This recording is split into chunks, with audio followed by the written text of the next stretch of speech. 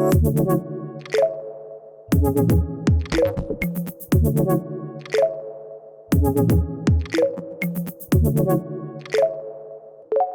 I'm Vince Molinaro, and welcome to this episode of the Lead the Future podcast.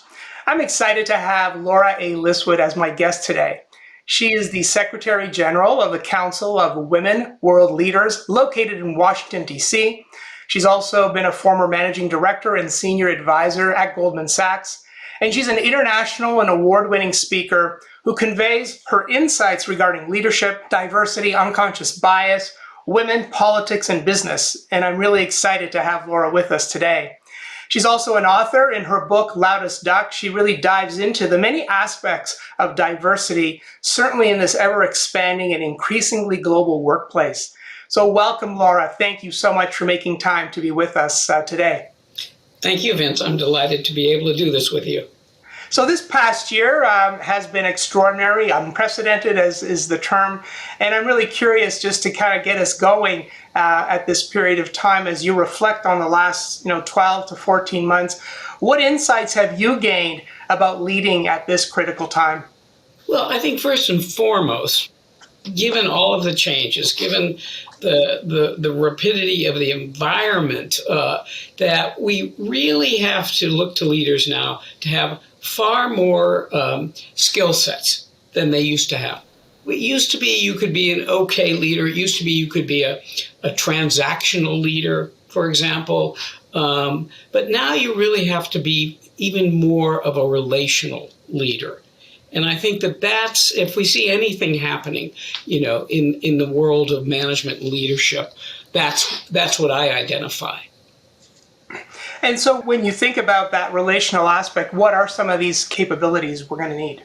Well, I think, when you look at relational skill sets, they generally are identified as the ones that are sort of emotional intelligence, inclusiveness, I mean, things that you talk about, Vince. Mm-hmm.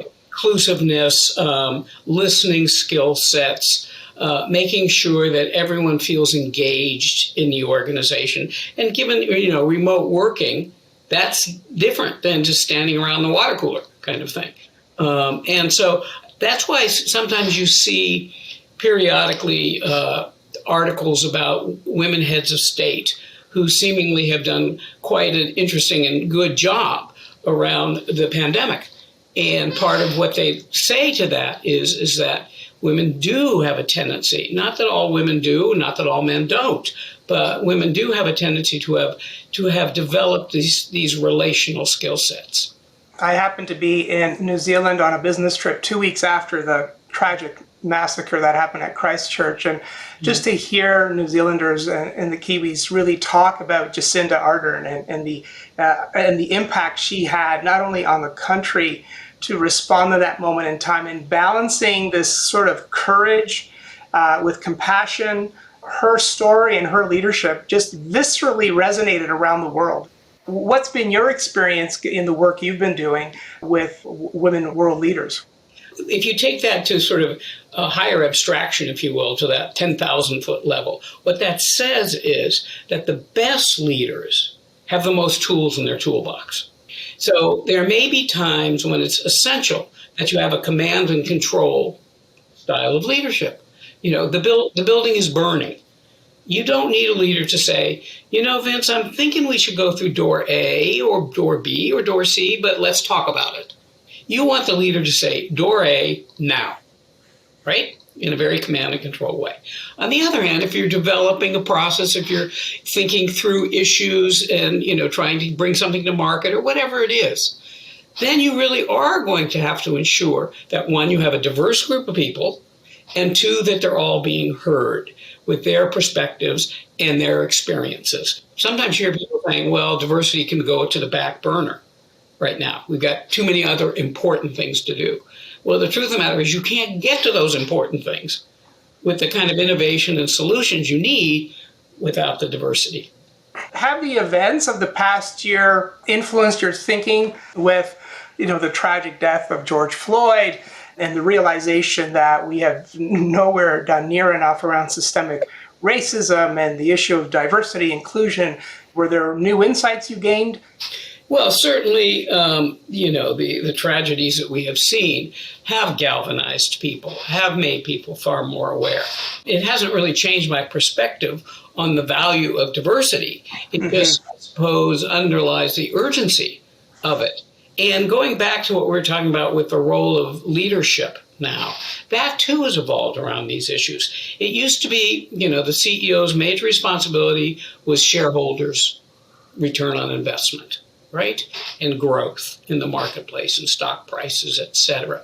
Well, there's far more emphasis now on the role of the private sector in these issues around social justice and social equity, and more of an emphasis on what is well known as the multi-stakeholder approach. You've got to engage the private sector, the public sector, and the civil society sector to solve the kinds of problems that you just articulated around racial justice or social issues of inequality. These things can't be solved by one sector alone. But here's the challenge to that. If you are a CEO, being urged to take a stand by your employees, by your customers and clients and things like that, your house better be in good order. You can't say, I advocate for social justice, I advocate for racial equality, and then have your organization not reflect that. I'm curious, and I'm sure the viewers of the podcast would love to know about your work with the Council of Women World Leaders, and tell us about that work and how you're advancing their success through it. Sure.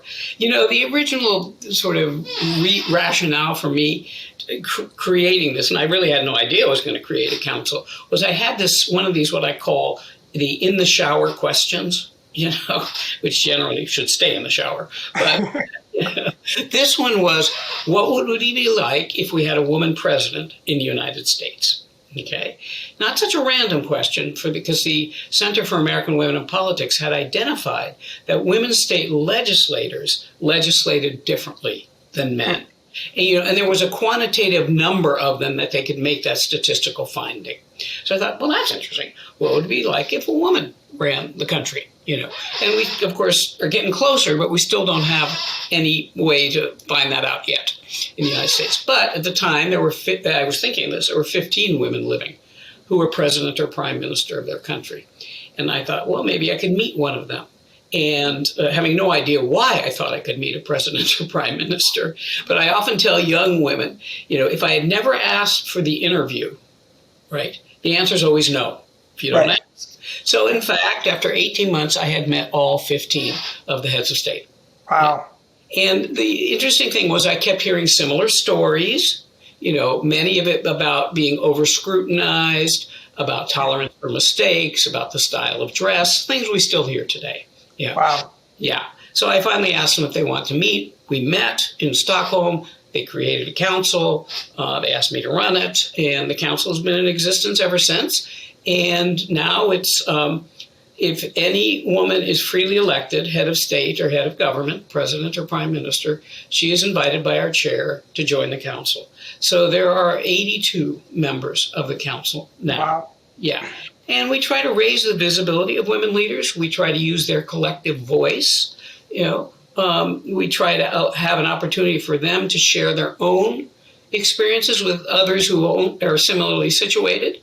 In any organization where you, for example, have employee resource groups. Yeah. So whether it's women's groups or other groups, they do all sorts of good work, ERGs. But one of the things that they do is they allow people who are similarly situated in the organization to discuss their issues with each other. And the ability to do that, because particularly for women, if you don't have other women to say, is that happening to you? You begin to think there's something wrong with you. Right. Rather than those are social constructs, those are dynamics, those are implicit, concerns or archetypes that people have about you. So based on those conversations, what would you say has been one of the insights that they often share and reflect on, that they may think they're the only ones going through it? Because I think that would be helpful for everyone to appreciate and understand. Well, it's not dissimilar to anything you would hear from any woman in a leadership position. They're over-scrutinized. the tolerance for their mistakes is less than the tolerance for mistakes for men. They're potentially assumed to be incompetent until they prove they're competent. They all say that they have a passion for what they're doing because they would give up if they didn't have that kind of passion. And they just feel like they're being measured with a slightly different measuring stick than the dominant group members are. Yeah. And and when you've had a chance to work with male audiences and you bring these insights to them, what happens? I get very favorable responses. It's off my book, The Loudest Duck, that I discuss these things. And, it's not necessarily just male audiences. I talk about dominant groups and non-dominant groups. I talk about the fact that organizations need to avoid thinking that diversity is a lot like Noah's Ark. Right. Which is, gosh, can we only just get 2 of each in the ark? And that's what a lot of people still think diversity is. Yeah. But the problem is what you referenced before, the unconscious beliefs. So, if the giraffe in the ark is looking at the zebra and saying, gee, you're funny looking, how do you do anything with that stupid short neck of yours? Right. That's the problem. That's where the organizations stumble. They don't get as far as they need to go. Yeah. What have you found in your work that is things we can really think about and do that will translate into better outcomes and results? I just wrote an article called The Meritocracy Stress Test, basically saying one group in an organization usually thinks the organization is a meritocracy. I really have never met anyone who got to the top of an organization who said, I got to the top because I was subtly advantaged. Who says that? No one says that. They say, I got to the top because it was a meritocracy. Now, what I would suggest is that for any leader is to figure out who does think it's a meritocracy and who doesn't. Yeah. And chances are they will find that the non-dominant groups want it to be a meritocracy, but are not experiencing the organization in the same way that dominant groups are. So to me, delving into the lived experiences in an organization is really essential. What window are you looking through? Yeah. And I think that would lead to a lot of different processes and things like that, because we may or may not be able to de-bias ourselves. We can certainly become much more aware of things, but we certainly can de-bias our processes and our systems and our promotions and our retentions and our assignments and our feedback, all the things that, make up the processes within an organization. We can figure out if they're biased in any way. And that's the granular level I think we need to get to. What words of wisdom do you have for young future leaders, either just in the workplace, about to enter the workplace, because they're going to be, inheriting this world in short order? What would you say to them? Because they're leading in a pretty dramatic period of time in our history. They are, and we're going to be relying upon them because I think, my age group has dumped a lot of problems on them. But I always like to defer to what Howard Gardner wrote in his book, Leading Minds, where he identifies 4 major traits of great leaders: gender, cross-discipline, and geography. And he says the first is they have a true north. You have to identify what your values are. Yeah. Second, he says that you are willing to challenge authority. You're willing to go from being in the crowd to standing in front of the crowd and having your ideas challenged yourself. And then there's the third thing he says is that you've developed a way to communicate with people. So you have your ideas and now you communicate. But the only way you can do that, and this is what I always emphasize, is your practice. You got to practice. You got to step in and volunteer for these roles. You've got to take on that special assignment. You've got to, volunteer to speak to the group, or just to practice. The military says that's how they generate their leaders, by practicing. And the fourth thing he said, and this goes back to my previous comment, he said they had traveled. Now, he did not mean traveled to a foreign country. He meant traveled outside of your worldview. Right. Right? And so getting a mechanism for doing that for any one of us, figuring out how do I learn about what your perspective is? How do I travel outside of my own living experiences? Yeah. I think those 4 traits are a good roadmap for anyone. Yeah, and I really key into the last point around the worldview, right? Because I think that that's always the challenge, right? Because we bring a world view to everything we do, and many times it can make us really successful, and we keep hanging on to it. But that ability to think outside of your worldview, and even more importantly, change it when it needs to change is a fundamental leadership capability that's required. In fact, it's one of my hopes for this podcast and in launching that is to just have guests as fascinating as you to bring perspectives to help leaders reflect on their worldview. I want to thank you, Laura, again for making time for this conversation.